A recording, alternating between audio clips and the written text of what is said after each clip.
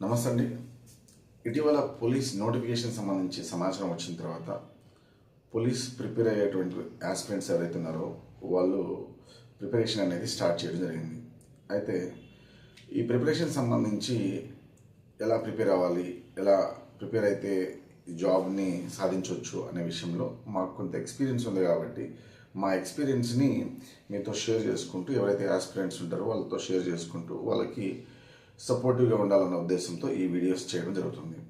ఈ వీడియోస్ అనేవి ఇప్పటి నుంచి స్టార్ట్ చేస్తే లాస్ట్ ఫైనల్ ఎగ్జామ్ రిజల్ట్ వచ్చే వరకు కూడా వీడియోస్ అప్లోడ్ చేస్తూ సంబంధిత సమాచారాన్ని అందిస్తూ అదేవిధంగా వాళ్ళలో మోటివేట్ చేయడం అనేది మా ఉద్దేశం. రైట్.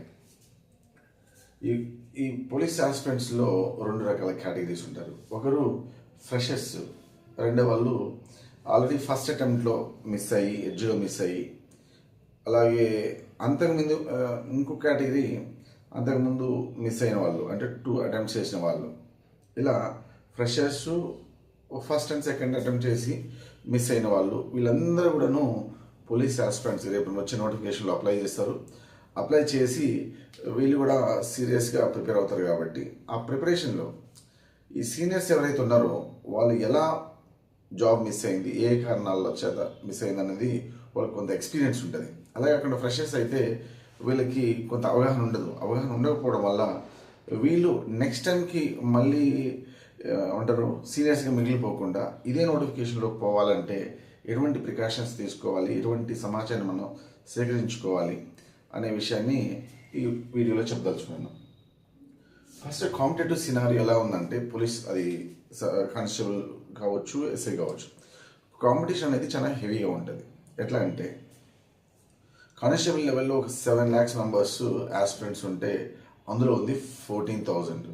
ఈ 14,000లో కూడా మళ్ళీ ఎస్సీస్కో 15%, ఎస్టీస్కో 7%, అలాగే ఈబీసీస్కి, అదేవిధంగా బీసీస్కి, అదేవిధంగా ఉమెన్స్కి, ఆ కేటగిరీ ఈ కేటగిరీ, మళ్ళీ ఇంకా డిస్టిక్, ఇలా కేటగిరీ వైజ్గా డివైడ్ చేస్తే చివరికి వచ్చేకి మన కమ్యూనిటీకి లేదా మన డిస్టిక్ వచ్చేకి చాలా తక్కువ ఉంటాయి. సో మనం 14,000 ఉన్నాయి కదా అన్న ఒక మీమాంస్లో ఉండి రియాలిటీకి దూరంగా చదువుకుంటుంటాం. అలా కాకుండా కొంచెం రియాలిటీలో ఉంటే మనకి ఆ కాంపిటేటివ్ సినారియో తెలిసినప్పుడు మనం చదువులో అంటే ప్రిపరేషన్లో ఇంటెన్సిటీ అనేది తగ్గకుండా చూసుకుంటాం.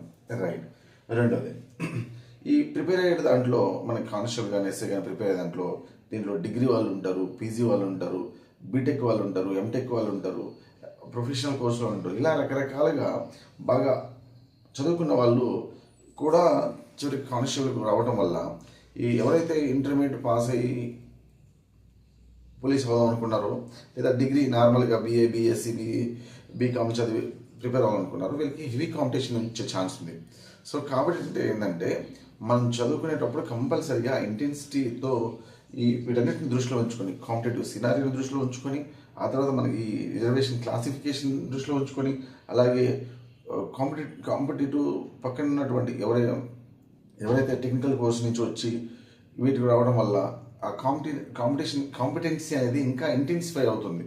సో కాబట్టి ఈ ఫ్రెషర్స్ ఎవరైతే ఉన్నారో ఈ దృష్టిలో పెట్టుకొని వాళ్ళ ప్రిపరేషన్ సాగించాలనేది నా ఉద్దేశం. రెండోది, ఇప్పుడు బుక్స్ చదవాలి, కన్ఫ్యూజ్డ్ స్టేట్ ఆఫ్ మైండ్లో ఉంటారు. ఆల్రెడీ సీనియర్స్కి అయితే లాస్ట్ టైం ఏవైతే చదివారో అదే కంటిన్యూ అయితే మంచిది. అలాగే కంటిన్యూ అవుతూ దాంట్లో ఉన్నటువంటి డ్రాబ్యాక్స్ ఏవైతే ఉన్నాయో అవి ఓవర్కమ్ చేసుకుంటే సరిపోతుంది. ఫ్రెషర్స్ ఇప్పుడు ఎవరైతే ఉన్నారో బుక్స్ విషయంలో స్టాండర్డ్ బుక్స్ తీసుకుంటే మంచిది. ఎందుకంటే మనకి సఫిషియెంట్ టైం ఉంది కాబట్టి, మన ప్రిపరేషన్ సఫిషియెంట్ టైం ఉంది కాబట్టి వీళ్ళు ఫ్రెషర్స్ స్టాండర్డ్ బుక్స్ ఎవరైతే అడ్వైజ్ చేస్తుంటారో మామూలుగా అటువంటి స్టాండర్డ్ బుక్స్ ప్రిపేర్ అవ్వండి. అలాగే ఇప్పుడు పలానా పర్టికులర్ ఆథర్ బుక్కే చదవాలనేది ఇక్కడ ఏం మ్యాండేటరీ కాదు. ఎందుకంటే లాస్ట్ టైం స్టాండర్డ్ బుక్స్ చదువుకున్న వాళ్ళు కూడా కొంతమంది జాబ్స్ మిస్ అయింది. అలాగే తెలంగాణ గవర్నమెంట్ పబ్లిష్ చేసిన చిన్న చిన్న బుక్స్ చదువుకుని ఆ చదువుకున్న బుక్స్ని రివిజన్ చేసుకుంటూ ఎగ్జామ్ రాయడం వల్ల వాళ్ళు జాబ్స్ వచ్చినాయి. సో బుక్స్ ఆథర్ రాసిన బుక్ లేదా గవర్నమెంట్ పబ్లిష్ చేసిన బుక్ లేదా మార్కెట్లో ఏదో ఒక బుక్ ఏదైతే చదువుతున్నామో దాని మీద పర్ఫెక్షన్ ఉంటే చాలు. రైట్. అలాగే సిలబస్ మీద కంప్లీట్గా అవగాహన ఉండాలి.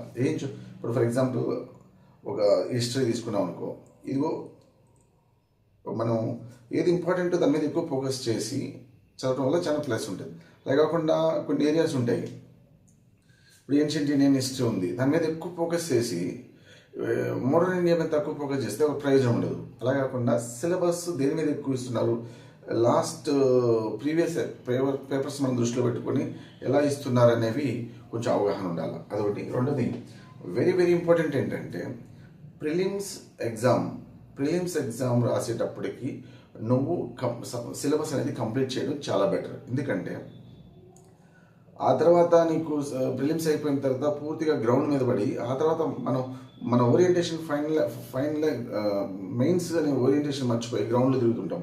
దీనివల్ల చాలామంది మీ సీనియర్స్ జాబ్ మిస్ అయింది. అలాగే ఈ మూడు బుక్స్ విషయంలో కానీ, సిలబస్ విషయంలో కానీ, అదేవిధంగా సిలబస్ని కంప్లీట్ చేసేటువంటి విషయంలో కంపల్సరీగా అవగాహన ఉండాలి. లాస్ట్ థర్డ్ పాయింట్ ఏంటంటే గ్రాండ్ టెస్ట్లు, అది ఫిజికల్ అయినా అకాడమిక్స్ అయినా గ్రాండ్ టెస్ట్లు అనేవి కంపల్సరీ. ఎందుకు చెప్తున్నా అంటే మరీ ఎందుకు చెప్తున్నామంటే ఇప్పుడు గ్రౌండ్ ప్రాక్టీస్ చేస్తున్నావు, గ్రౌండ్ ప్రాక్టీస్ చేసేసి లాస్ట్కి వచ్చేకి ఓ చిన్న మిస్టేక్ కూడా అది మొత్తం ఇన్నాళ్ళు నువ్వు పెట్టిన ఆర్థికంగా పెట్టిన మానసికంగా పెట్టిన ఈ ఖర్చు అంతా వేస్ట్ అవుతుంది మిస్ అవ్వడం వల్ల. సో కంపల్సరీగా నా మాట వినేసి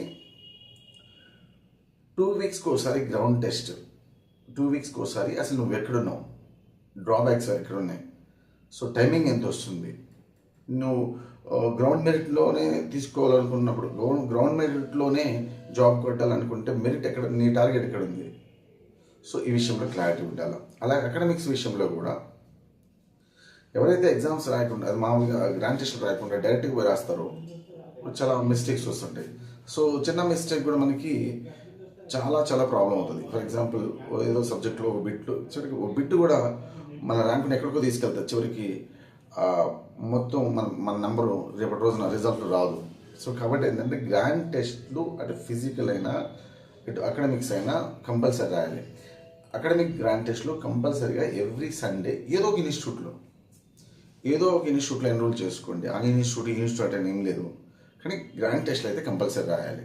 అలాగే ఫిజికల్ సంబంధించి నువ్వు ఎక్కడైనా ప్రాక్టీస్ చేయి, ఏదో కోచ్ దగ్గర ప్రాక్టీస్ చేసుకుంటున్నావా లేకపోతే ఓన్గా ప్రిపేర్ అవుతున్నావా అనే సంబంధం లేదు. కానీ ఎవ్రీ 2 వీక్స్కి ఒకసారి కంపల్సరీగా ఒకసారి పార్టిసిపేట్ చేయి, రన్నింగ్ చెక్ చేసుకో. అప్పుడు నీకంటూ ఒక అసెస్మెంట్ అనేది చేసుకోవడం వల్ల నీకంటూ ఒక కంక్లూజన్ వస్తుంది. బట్ అకాడమిక్స్ పరంగా ఇటు గ్రౌండ్ పరంగా ఎప్పుడైతే కంక్లూజన్ ఉంటుందో మన డ్రాబ్యాక్స్ ఐడెంటిఫై చేయడం ఈజీ అవుతుంది.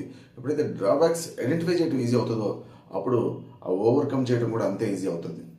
అల్టిమేట్గా మనం అనుకున్నటువంటి లక్ష్యాన్ని, అది కానిస్టేబుల్ అయితే కానిస్టేబుల్, ఎస్ఐ అయితే ఎస్ఐ, మనం ఈజీగా ఛేదించే అవకాశం ఉంటుంది. సో నేను చెప్పొచ్చేది ఏంటంటే ఈ 3 ప్రిన్సిపల్స్ ఫ్రెషర్స్ పాటిస్తూ సీనియర్స్ లాస్ట్ టైం చేసిన తప్పులను సవరించుకుంటూ ముందు ప్రిపరేషన్ని ఇంటెన్సిఫై చేసుకుంటూ ఏదో రాయేస్తే వచ్చే జాబ్లు కాదు, చివరికి పోలీస్ అయినా ఏదైనా కానీ. సో కాబట్టి ఇంటెన్సిఫై చేస్తూ మనం ప్రిపరేషన్ కొనసాగించినట్టయితే ఈజీగా జాబ్ వచ్చే ఛాన్స్ ఉంది. కాబట్టి సో ఎట్టి పరిస్థితుల్లో జాబ్ కొట్టాలని మీరు కంపల్సరీ పోలీస్ డ్రెస్ వేసుకొని పోలీస్ డిపార్ట్మెంట్ ఉండాలని ఆశిస్తున్నాను. రైట్, ఇటువంటి వీడియోస్ ఏవైతే ఉన్నాయో ఈ వీడియోస్ ఇక నుంచి పోలీస్ రిలేటెడ్ వీడియోస్ మాత్రమే మన గ్రూప్లో, పోలీస్ యాస్పిరెంట్స్ గ్రూప్లో అప్లోడ్ చేస్తుంటాం. ఏదైనా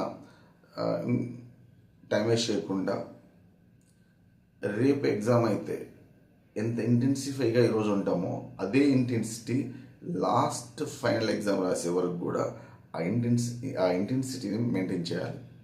ఓకే, థ్యాంక్ యూ ఆల్.